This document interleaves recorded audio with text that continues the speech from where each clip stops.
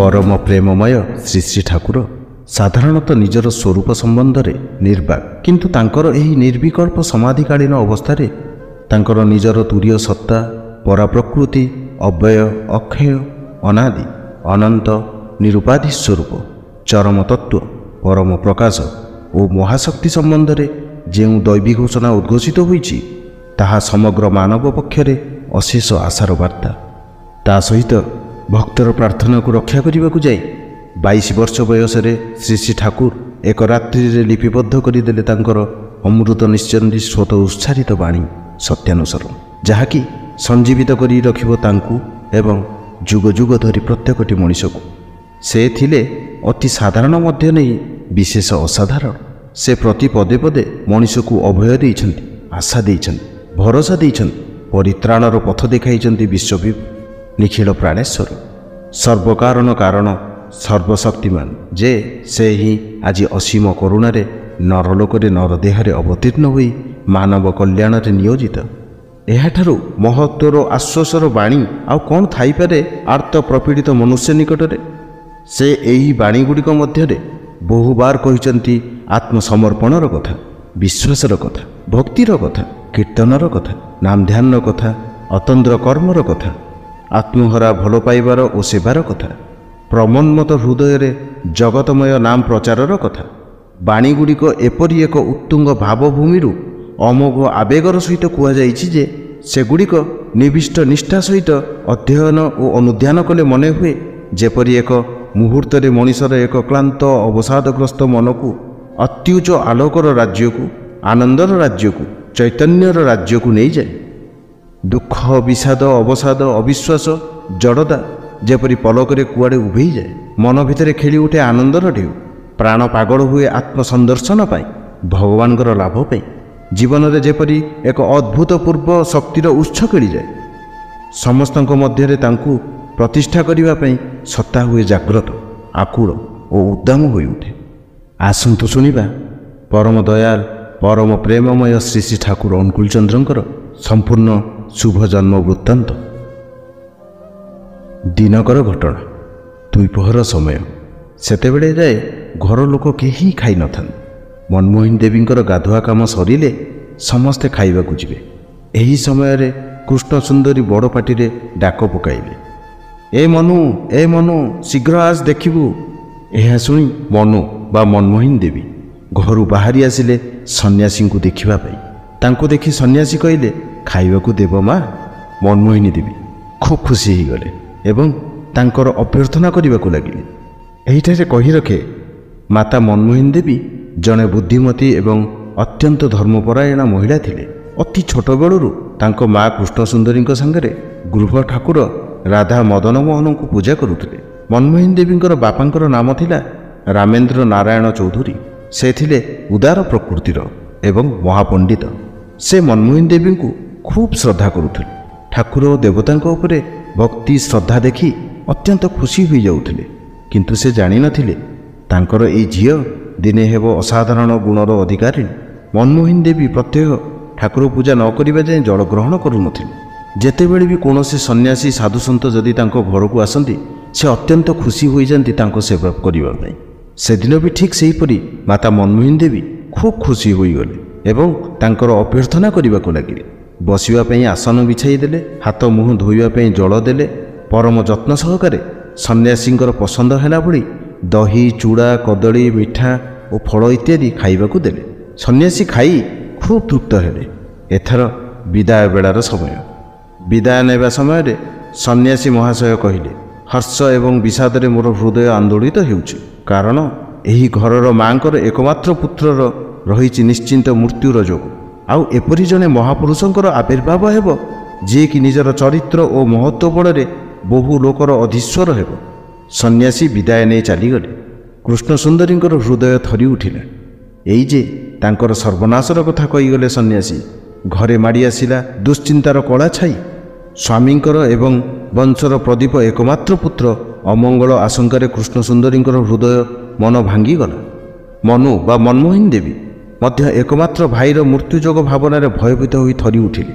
କିନ୍ତୁ ନିୟତିକୁ ବା ଖଣ୍ଡନ କରିପାରିବ ବା କିଏ? ଅଦୃଷ୍ଟର କଷାଘାତ ହିଁ ସହିବାକୁ ହେବ। ଏପଟେ ମନୁଙ୍କର 10 ମାସ ବିତିଗଲା, 11 ମାସ ମଧ୍ୟ ଯିବା ଉପରେ, କିନ୍ତୁ ଶୀଘ୍ର ପ୍ରସବ ହେବାର କୌଣସି ଲକ୍ଷଣ ଦେଖାଯାଉନଥିଲା।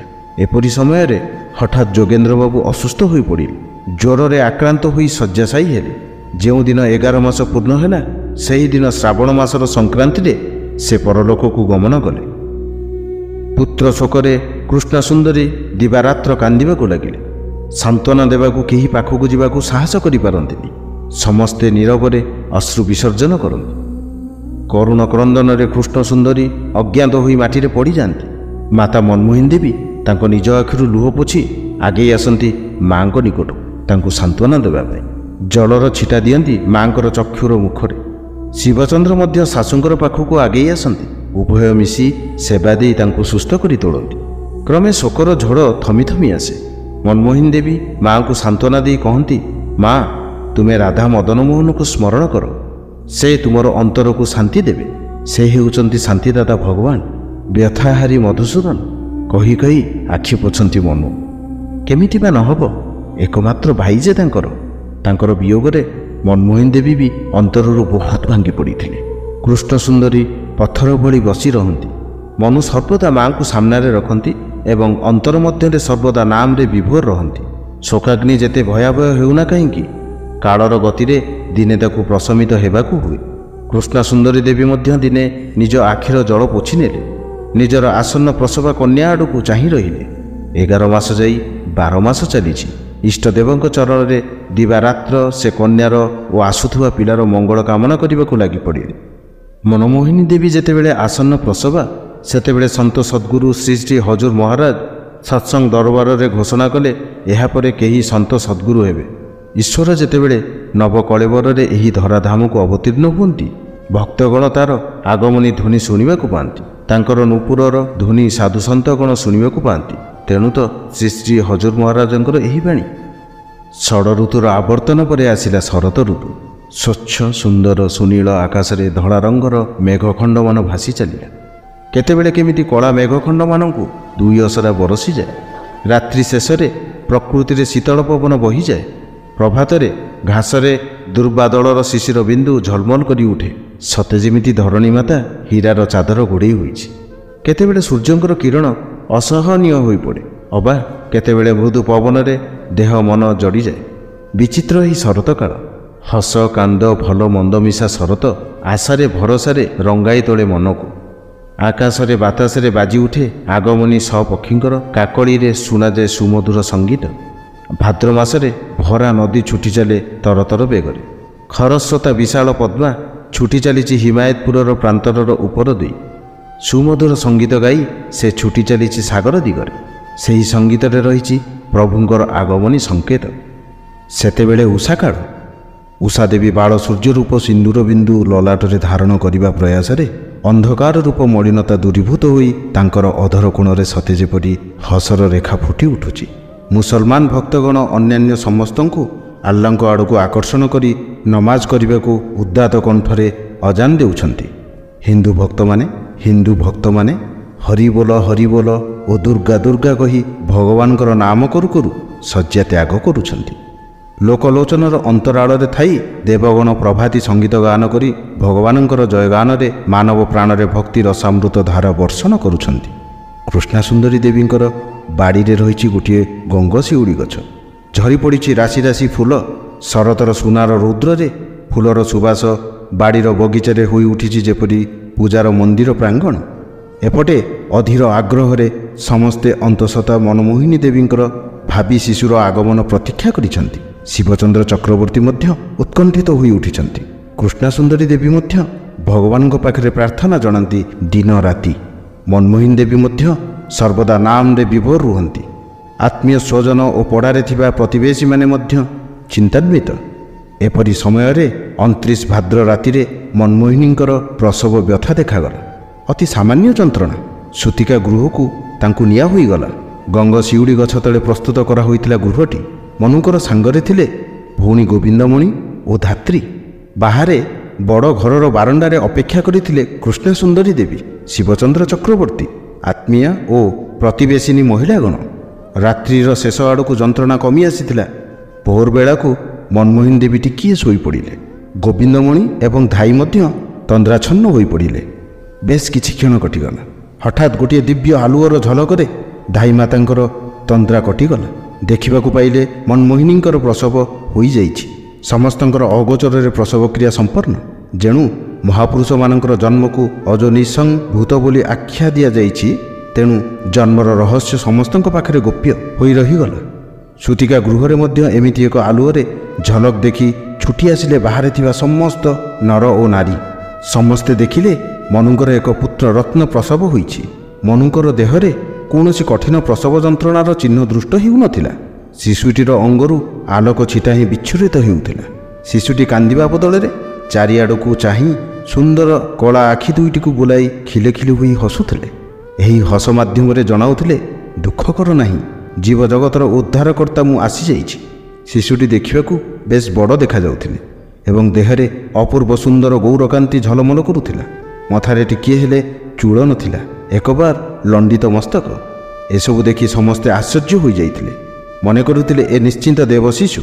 ଦିବ୍ୟ ଜ୍ୟୋତିର୍ମୟ ଶିଶୁଟିକୁ ଦେଖି ଦିଦିମା କୃଷ୍ଣସୁନ୍ଦରୀ ଦେବୀ ଖୁସିରେ ଫୁଲି ଉଠିଲେ। ଟିକିଏ ହସି ସେ କହିଲେ, ସନ୍ନ୍ୟାସୀଙ୍କର କଥା ମିଥ୍ୟା ହୋଇନାହିଁ। ମହାପୁରୁଷ ହିଁ ଆସିଛନ୍ତି ଏହି ଧରାଧାମରେ। ଶିଶୁର ଅଙ୍ଗରେ ଆଲୁଅର ବିଚ୍ଛୁରଣ ଦେଖି ସମସ୍ତେ ଏହି କଥା ହିଁ କୁହାକୁହି ହେବାକୁ ଲାଗିଲେ। ହିମାୟତପୁର ଧନ୍ୟ ହୋଇଗଲା। ସେହି ଶୁଭ ଦିନଟି ହେଲା 129 ସାଲର 30 ଭାଦ୍ର ସଂକ୍ରାନ୍ତି ଶୁକ୍ରବାର, ତାଳ ନବମୀ ତିଥି, ଇଂରାଜୀ 1888 ମସିହା, ସମୟ 4 ଦଣ୍ଡ 20 ଲିତା। ଘଡ଼ିରେ ହୋଇଥିଲା ସକାଳ 7ଟା 5 ମିନିଟ୍। 7 ଥର ହୁଳହୁଳି ଧ୍ୱନି ସାଥିରେ 7 ଥର ଶଙ୍ଖ ବାଜି ଉଠିଲା ହିମାୟତପୁରର ଚକ୍ରବର୍ତ୍ତୀଙ୍କର ଘରେ। ମଙ୍ଗଳ ଧ୍ୱନି ଖେଳିଗଲା ଘରେ ଘରେ ଓ ଆକାଶ ବାତାସରେ। ଆନନ୍ଦ କୋଳାହଳରେ ମୁଖରିତ ହୋଇ ଉଠିଲା ଘରର ପ୍ରାଙ୍ଗଣ। ଗ୍ରାମବାସୀମାନେ ଆସି ଭିଡ଼ ଜମାଇଛନ୍ତି ନବଜାତ ଶିଶୁକୁ ଦେଖିବା ପାଇଁ। କିଛି ଗଙ୍ଗଶିଉଳି ଫୁଲ ଝରିପଡ଼ି ଅଭିବାଦନ ଜଣାଇଲା ନବଜାତକକୁ। ସୂର୍ଯ୍ୟଦେବ ଦିବ୍ୟ ଆଭାରେ ଜଣାଇଲେ ସ୍ୱାଗତମ। କୃଷ୍ଣସୁନ୍ଦରୀ ଏଥର ନାତିକୁ ନେଇ କୋଳରେ ଧରିଲେ। ସୁନ୍ଦର ଶିଶୁଟିକୁ କୋଳରେ ଧରି ତାଙ୍କର ହୃଦୟ ଆନନ୍ଦରେ ଅଧୀର ହୋଇ ଉଠିଲା। ଭୁଲିଗଲେ ସେ ପୁତ୍ରର ଶୋକ, ଦୁଃଖ, ବ୍ୟଥା। ମନରେ ଅସରନ୍ତି ଶାନ୍ତି ଓ ଆନନ୍ଦ ଲାଭ କଲେ। ଆଜି ମହାତାଳ ନବମୀ ତିଥି। ପ୍ରଭାତୀ କୀର୍ତ୍ତନରେ ଦଳ ଟହଲ ଦେଇ ଯାଇଛନ୍ତି ଘରେ ଘରେ।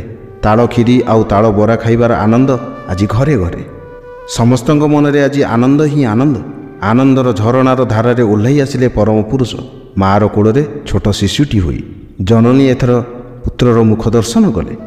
ଅନ୍ତର ମଧ୍ୟରେ ଭାବିବାକୁ ଲାଗିଲେ, ଈଶ୍ୱର ତାଙ୍କ ଇଚ୍ଛା ପୂର୍ଣ୍ଣ କରିଛନ୍ତି। ଶିଶୁଟିକୁ ଟାଣି ନିଅନ୍ତି ତାଙ୍କ ଛାତି ପାଖକୁ। ଶାନ୍ତ ମନରେ ଦେଖନ୍ତି ସେ ଶିଶୁଟିର ମାୟା ଜଡ଼ିତ ମୁଖକୁ। ଶିଶୁ ମଧ୍ୟ ମାଆଙ୍କର ମୁଖକୁ ଚାହିଁ ହସି ଦିଅନ୍ତି। ଶିଶୁ କହିବାକୁ ଚାହାନ୍ତି, ଯୁଗେ ଯୁଗେ ତୁମେ ତ ମା' ମୋତେ ପୁତ୍ର ରୂପରେ ବକ୍ଷରେ ଧରିବାକୁ ଚାହଁ। ସୂତିକା ଘରେ ଜନନୀ ଶିଶୁକୁ କୋଳରେ ଧରି ଗରମ ସେକ ତାଙ୍କ ନାଭିରେ ଦେଉଥିଲେ। ନହେଲେ ନାଭି ଶୁଖିବ ନାହିଁ। କିନ୍ତୁ ସେକ ପାଇ ଶିଶୁ ଖୁବ୍ କାନ୍ଦିବାକୁ ଲାଗିଲେ। ତେଣୁ ମାଆଙ୍କୁ ସେକ ବନ୍ଦ କରିବାକୁ ହେଲା। ଶୈଶବର ଏହି କଥା ଶ୍ରୀ ଶ୍ରୀ ଠାକୁରଙ୍କର ବେଶ ମନେ ଥିଲା। ସେ ଯେତେବେଳେ ସେହି କଥା ପରିପ୍ରକାଶ କଲେ, ଜନନୀ ଓ ଯେଉଁମାନେ ତାହା ଜାଣିଥିଲେ ବେଶ ଆଶ୍ଚର୍ଯ୍ୟ ହେଲେ। ଦିନ ପରେ ଦିନ ଯିବାକୁ ଲାଗିଲା। ଶିଶୁପୁତ୍ରଟି ଶଶିକଳା ପରି କ୍ରମେ ବଢ଼ିବାକୁ ଲାଗିଲେ। ନିଦ କମ୍ ହୁଏ। ସବୁ ସମୟ ଚେଇଁ ରହିବାକୁ ଭଲ ପାଆନ୍ତି। ସବୁ କିଛି ଦେଖନ୍ତି ଏବଂ ହସନ୍ତି। ସେ ହସ କି ମଧୁର, ଦେଖିଲେ ହିଁ ପ୍ରାଣ ମନ ଶିହରିତ ହୋଇଯାଏ। ଶିଶୁଙ୍କର ବୟସ ମାତ୍ର 2 ରୁ 3 ମାସ ହୋଇଥାଏ। ସେଦିନେ ଖୁବ୍ କାନ୍ଦିବାରୁ ମାଉସୀ ବହୁ ଚେଷ୍ଟା ଓ ଯତ୍ନ କରି ଶାନ୍ତ କରି ନ ପାରିବାରୁ ଶେଷରେ ବିରକ୍ତ ହୋଇ ଶିଶୁର ଗାଲରେ ଆଙ୍ଗୁଳି ଦ୍ୱାରା ସାମାନ୍ୟ ଆଘାତ କଲେ। ରାତିରେ ସ୍ୱପ୍ନ ଦେଖିଲେ। ଶିଶୁ ତାଙ୍କୁ କହୁଛନ୍ତି, ତୁମେ ରାଗି କରି ମୋ ଦେହରେ ଆଘାତ କରିଛ। ତୁମେ ଜାଣ ମୁଁ କିଏ? ମନମୋହିନୀ ଦେବୀ ଶିଶୁଙ୍କର ନାମ ରଖିଲେ ଅନୁକୂଳ ଏବଂ ଏହି ନାମାନୁସାରେ ଏକ କବିତା ରଚନା କଲେ। ଅକୂଳେ ପଡ଼ିଲେ ଦିନହୀନ ଜନେ, ନୂଆ ଇଣଶିର କହିବ କଥା। କୂଳ ଦେଇ ତାଙ୍କୁ ସାଧ ପ୍ରାଣପଣେ, ଲକ୍ଷ୍ୟ ରଖି ତାଙ୍କ ନାସିବ ବ୍ୟଥା। ଏହି କବିତା ପଢ଼ିଲେ ଜଣାଯାଏ ମନମୋହିନୀ ଦେବୀ ପୁତ୍ରଙ୍କ ପ୍ରତି ଅନ୍ତରେ ଅନ୍ତରେ କି ଭାବ ପୋଷଣ କରିଥିଲେ। ସେ ଏହିପରି ଭାବରେ ପୁତ୍ରଙ୍କୁ ଗଢ଼ି ତୋଳିବାକୁ ଲାଗିଲେ। ଏହା ହେଉଛି ପରମ ଦୟାଲ ପରମ ପ୍ରେମମୟ ଶ୍ରୀ ଶ୍ରୀ ଠାକୁର ଅନୁକୂଳଚନ୍ଦ୍ରଙ୍କର ଜନ୍ମ ବୃତ୍ତାନ୍ତ ବା ଜନ୍ମ କାହାଣୀ। ଯଦି ଆପଣଙ୍କୁ ଏ କାହାଣୀଟି ହୃଦୟ ସ୍ପର୍ଶୀ ହୋଇଥିବ, ନିଶ୍ଚିନ୍ତ ଭାବରେ ଆପଣ ଓଡ଼ିଶା ରେଡ଼ିଓ ପଡ଼କାଷ୍ଟକୁ ସବସ୍କ୍ରାଇବ୍ କରନ୍ତୁ ଆଉ ସତ୍ୟାନୁସରଣ କମ୍ୟୁନିଟିରେ ଯୋଡ଼ି ହୁଅନ୍ତୁ। ହୃଦୟରୁ ଜୟଗୁରୁ ମଙ୍ଗଳକାକ୍ଷୀ ବାରିକ ମାଙ୍କୁ, ଯିଏକି ଖୁବ୍ ସୁନ୍ଦର ଶବ୍ଦ ସଂଯୋଜନା କରିଛନ୍ତି। ଏବଂ ଏ କାହାଣୀକୁ ଖୁବ୍ ସୁନ୍ଦର ଭାବରେ ସଜେଇ ଲେଖିଛନ୍ତି। ହୃଦୟରୁ ଜୟଗୁରୁ ଅଳକାନନ୍ଦା ମାଙ୍କୁ, ଯିଏକି ବହୁତ ସାହାଯ୍ୟ କରିଛନ୍ତି ଏ କାହାଣୀଟିକୁ ପରିବେଷଣ କରିବା ପାଇଁ। ସର୍ବେ ଭବନ୍ତୁ ସୁଖିନା, ସର୍ବେ ସନ୍ତୁ ନିରାମୟା, ସର୍ବେ ଭଦ୍ରାଣୀ ପଶ୍ୟନ୍ତୁ, ମା କଶ୍ଚିତ୍ ଦୁଃଖ ଭାଗ ଭବେ।